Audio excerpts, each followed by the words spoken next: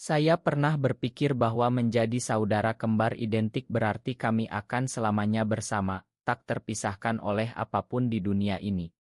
Ardi dan saya lahir bersamaan di sebuah rumah sakit kecil di Jakarta, pada pagi yang cerah di bulan Juni, ketika ibu kami menangis bahagia sambil memeluk kami berdua. Tapi hari itu datang, hari yang merobek segalanya, ketika Ardi menemukan rahasia saya dan memutuskan bahwa saya adalah noda bagi keluarga kami. Malam itu hujan deras mengguyur kota, petir menyambar seperti amarah langit sendiri. Saya pulang terlambat dari kampus, basah kuyup, dan tanpa sengaja meninggalkan ponsel di meja ruang tamu. Ardi yang selalu penasaran dengan hidup saya, membukanya.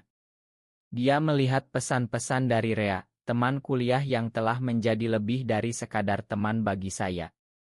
Pesan-pesan penuh kasih, penuh rindu yang tak pernah saya ungkapkan kepada siapapun di keluarga. Wajah Ardi memucat ketika dia membaca, matanya melebar penuh keterkejutan dan jijik. "Kamu?" Gai, suaranya gemetar saat saya masuk ke kamar kami yang kami bagi sejak kecil. Saya membeku di ambang pintu, hati saya berdegup kencang seperti drum perang. Saya tak bisa berbohong lagi. "Ya Ardi, aku mencintai Rea." Kata-kata itu keluar begitu saja, seperti bendungan yang jebol setelah bertahun-tahun menahan air bah. Reaksi Ardi seperti badai yang meledak. Dia melempar ponsel saya ke lantai, berteriak bahwa saya telah menghancurkan keluarga kami, bahwa ayah dan ibu akan malu jika tahu anak mereka seperti ini. Di keluarga kami yang konservatif, di lingkungan Jakarta yang penuh dengan pandangan tajam dari tetangga dan masjid dekat rumah, menjadi gay adalah dosa besar, aib yang tak termakan.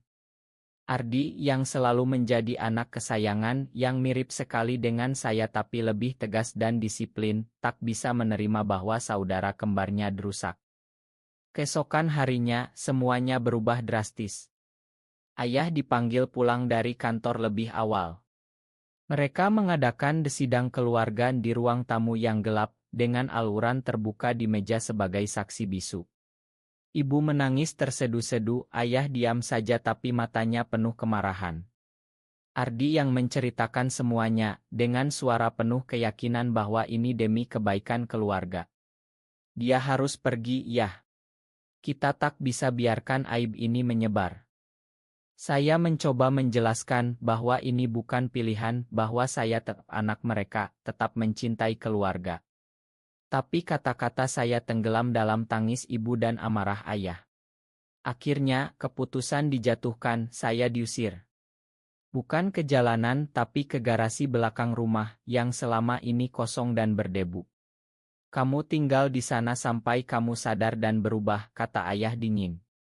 Garasi itu dingin, lembab, hanya ada tikar tipis dan lampu bohlam redup.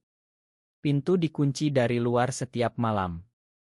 Hari-hari pertama terasa seperti neraka.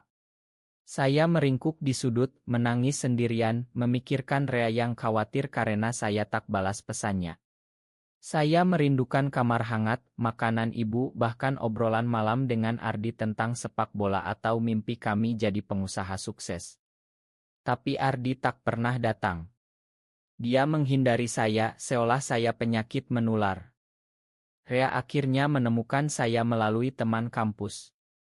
Dia datang diam-diam malam itu, melempar batu kecil ke jendela garasi untuk memanggil saya.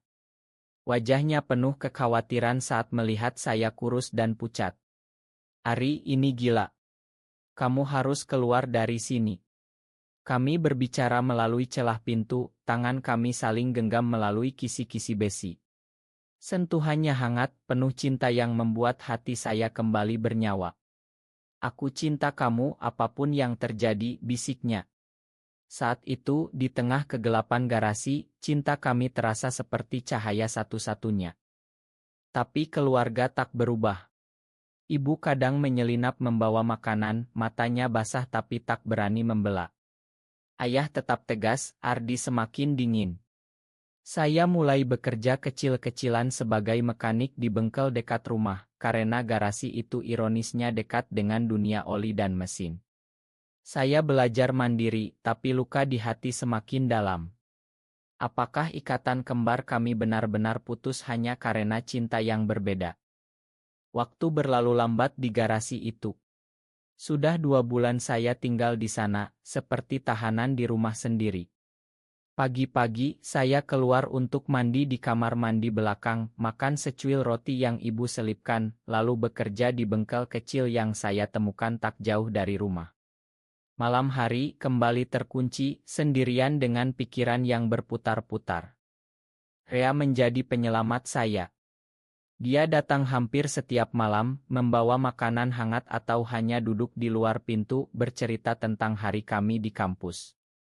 Kami tak bisa bertemu bebas, tapi suaranya saja sudah cukup membuat saya kuat. Suatu hari kita akan punya tempat sendiri, Ari. Jauh dari semua ini, katanya penuh harap. Saya percaya padanya, karena cinta kami tumbuh di tengah badai, semakin kuat justru karena rintangan.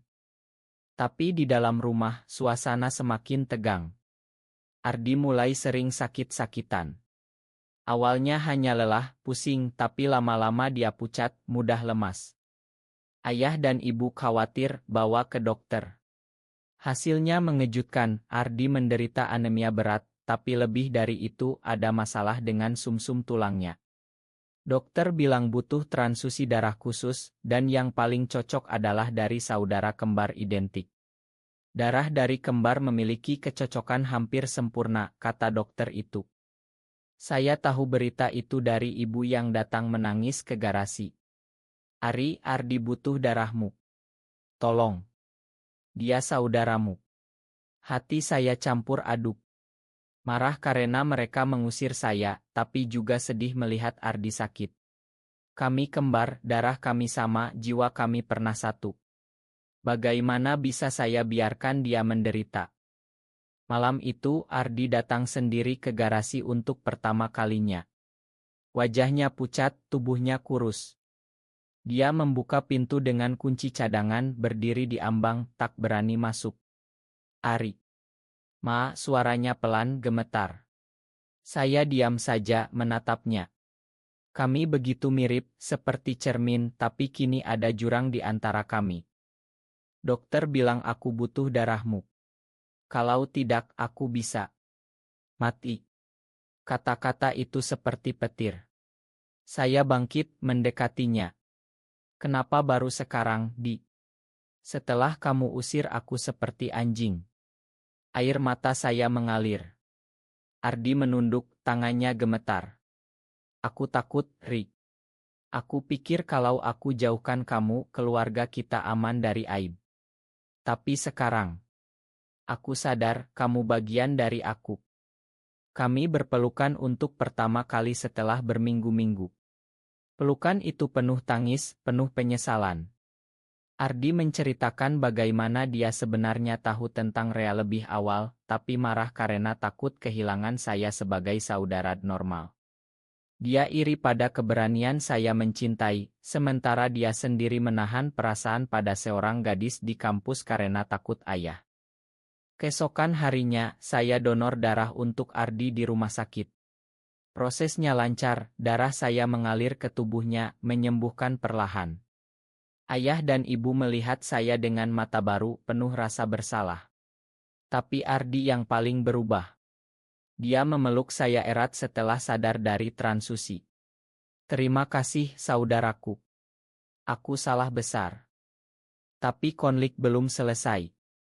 Ayah masih keras kepala, bilang saya boleh kembali ke rumah tapi harus berubah. Ardi membela saya kali ini. Yah, Ari tetap Ari. Dia saudara kembarku. Kalau dia gai, itu urusan dia dengan Tuhan. Pertengkaran hebat terjadi di rumah sakit, suara ayah menggelegar, ibu menangis lagi. Rea datang menjenguk diam-diam, membawa buah. Ardi bertemu dengannya, awalnya canggung, tapi lama-lama bicara. Maya, atas semua ini, kata Ardi pada Rea. Rea tersenyum, yang penting Ari bahagia sekarang. Pulang dari rumah sakit, Ardi semakin kuat berkat darah saya. Tapi ayah masih menolak saya tinggal di rumah utama. Saya tetap di garasi, tapi kini pintu tak dikunci lagi. Ardi sering datang, kami ngobrol sampai larut seperti dulu. Dia mulai memahami cinta saya pada Rea, bahkan bertanya bagaimana rasanya jatuh cinta sesama jenis. Cinta kami bertiga, saya, Ardi, dan Rea, mulai terjalin dalam cara baru. Persaudaraan yang hampir putus, kini perlahan menyatu kembali, meski badai belum benar-benar reda. Ardi semakin sehat, wajahnya kembali bercahaya, tubuhnya kuat lagi. Darah saya telah menyelamatkannya, tapi luka di keluarga kami masih menganga. Ayah tetap diam 1000 bahasa, menghindari saya setiap kali saya masuk rumah untuk makan atau mandi. Ibu lebih lembut, sering memeluk saya diam-diam, tapi tak berani melawan ayah. Suatu malam, Ardi datang ke garasi dengan wajah serius. "Ri, aku harus cerita sesuatu." Kami duduk di tikar usang, lampu bohlam menerangi wajah kami yang identik. Aku juga pernah merasakan yang sama seperti kamu." Kata-kata itu membuat saya terkejut. Ardi menceritakan tentang teman masa kecilnya, seorang cowok yang membuat hatinya berdegup aneh. Aku tekan dalam-dalam, "Ri. Karena takut seperti kamu sekarang." Air mata Ardi mengalir. Untuk pertama kalinya, saudara kembar saya membuka hati sepenuhnya. Kami berpelukan lagi, kali ini tanpa penghalang. Kita sama, Di. Kita kembar, bahkan dalam rahasia ini. Saat itu, ikatan kami kembali utuh, lebih kuat dari sebelumnya. Rea semakin sering datang. Ardi mulai akrab dengannya, bahkan bercanda bersama. Mereka bertiga sering nongkrong di garasi, makan mie instan sambil cerita tentang kampus. Rea, dengan kelembutannya, membuat Ardi nyaman membuka diri. "Kalian beruntung punya satu sama lain," kata Rea suatu hari. Tapi konflik baru muncul. Tetangga mulai bergosip. Ada yang melihat Rea datang malam-malam, ada yang curiga kenapa saya tinggal di garasi. Ayah semakin marah, bilang ini semua karena penyakit saya yang menular ke Ardi. Pertengkaran besar meledak lagi. Ayah ancam usir saya sepenuhnya jika tak sembuh. Ardi membelah habis-habisan. "Yah, cukup. Ari selamatkan nyawaku. Tanpa dia, aku sudah mati. Kalau Yah usir dia, aku ikut pergi." Suara Ardi menggelegar untuk pertama kali melawan ayah. Ibu menangis, memeluk ayah yang akhirnya diam. Malam itu, ayah datang ke garasi sendirian. Wajahnya lelah, matanya merah. "Ari. Makan ayah." Kata-kata itu seperti mimpi. Ayah cerita tentang masa mudanya, bagaimana keluarganya keras pada nilai agama dan adat. "Ayah takut kehilangan kalian berdua." Kami berpelukan, pelukan ayah yang lama tak saya rasakan. Tapi bukan akhir bahagia sempurna. Ayah ingin saya kembali ke rumah, tapi dengan syarat, tak boleh bawa Rea ke rumah, tak boleh terbuka di depan keluarga besar. Saya terima demi perdamaian. Ardi senang, tapi dia sendiri mulai gelisah dengan perasaannya yang tertahan. Suatu hari, Ardi sakit lagi. Bukan anemia, tapi demam tinggi. Dokter bilang komplikasi dari sebelumnya, butuh transfusi lagi. Saya donor lagi, tanpa ragu. Saat itu, di rumah sakit, Ardi bisik, "Ri, aku ingin seperti kamu. Berani mencintai." Cinta Rea dan saya semakin dalam. Kami sering jalan diam-diam ke pantai Ancol, memandang laut sambil bergandengan. Suatu hari, kita bebas, katanya. Tapi saya tahu, di Indonesia ini, kebebasan itu masih jauh. Ardi mulai berani. Dia cerita pada seorang teman dekat tentang perasaannya. Teman itu mendukung, tapi gosip mulai menyebar di kampus. Ardi stres, tapi saya dan Rea ada di sisinya. Keluarga perlahan berubah. Ibu mulai tanya tentang Rea, ayah diam tapi tak marah lagi. Ikatan kembar kami menjadi jangkar, darah yang sama yang mengalir membuat kami tak bisa saling lepaskan. Hidup mulai tenang, tapi badai kecil masih datang. Ardi semakin terbuka pada saya tentang perasaannya. Dia jatuh cinta pada seorang cowok di kampus, namanya Bayu, teman satu kelompok tugas. Dia baik, Ri. Tapi aku takut, ceritanya sambil menatap langit malam dari garasi. Meski saya sudah boleh tidur di kamar lagi, kami sering nongkrong di sana seperti markas rahasia. Saya dorong dia. Kamu lihat sendiri, Di. Aku selamat karena Rea. Kamu juga bisa. Ardi tersenyum, tapi matanya penuh keraguan. Di masyarakat kita, di Jakarta yang ramai tapi penuh judgement, menjadi gay masih seperti berjalan di atas tali tipis. Rea dan saya semakin romantis. Kami rayakan ulang tahun kami berdua di sebuah kai kecil di Kemang jauh dari rumah. Dia beri saya gelang sederhana, ukiran nama kami. Selamanya bersamamu, bisiknya. Hati saya penuh, cinta kami seperti api yang tak padam meski diterpa angin. Tapi pengkhianatan datang dari tempat tak terduga. Sepupu kami yang sering main ke rumah, ternyata dengar gosip dari tetangga. Dia cerita pada paman dan paman telepon ayah, bilang keluarga kami jadi bahan gunjingan. Ayah marah lagi, tapi kali ini pada Ardi juga, curiga penyakit saya menular. Ardi tak tahan. Dia konfrontasi ayah, cerita semuanya tentang perasaannya sendiri. Yah, kalau Ari salah karena gay, aku juga salah. Kami kembar. Rumah gempar. Ibu pingsan, ayah diam saja, wajahnya pucat. Malam itu, Ardi datang ke kamar saya menangis. Aku takut kita diusir berdua, Ri. Saya peluk dia erat. Kita bersama, Di. Selalu. Keesokan harinya, ayah panggil kami berdua.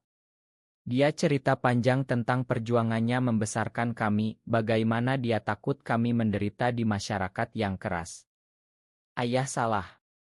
Ayah terlalu takut pada kata orang. Dia minta maaf, peluk kami berdua. Ibu ikut, tangis haru membasahi baju kami. Tapi bukan berarti semua selesai. Keluarga besar masih jauh dari menerima. Saat lebaran, kami tak cerita apa-apa, pura-pura normal. Ardi mulai dekat dengan Bayu, diam-diam seperti saya dengan Rea. Suatu hari, Ardi demam lagi tinggi. Dokter bilang butuh transfusi darurat. Saya langsung donor, tapi kali ini ada komplikasi kecil pada saya, kelelahan. Ardi sadar, nangis di samping tempat tidur saya. Ri. Semua ini gara-gara aku dulu. Saya tersenyum lemah.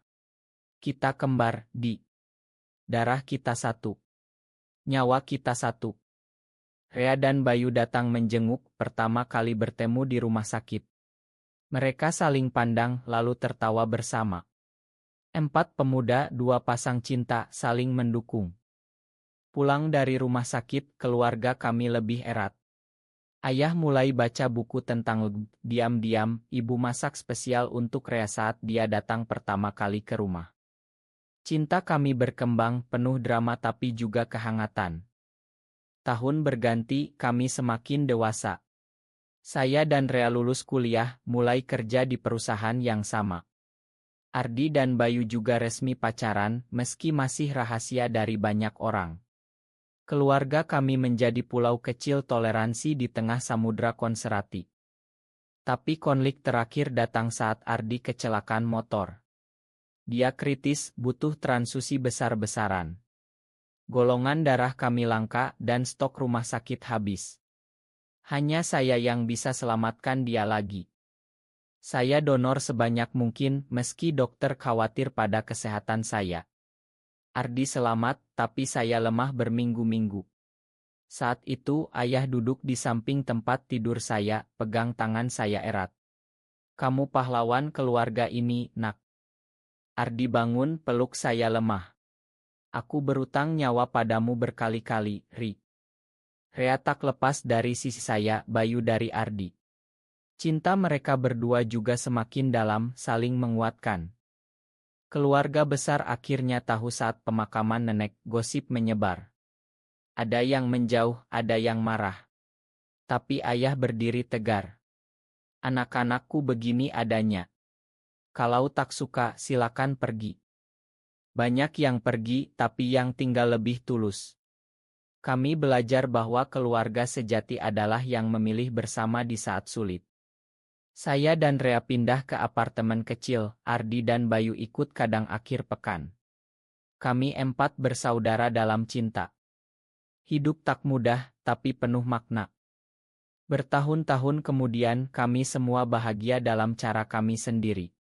Saya dan Rea menikah diam-diam di luar negeri, Ardi dan Bayu juga. Keluarga kami menerima meski tak sempurna. Ayah sering bilang darah kalian sama, hati kalian juga harus satu.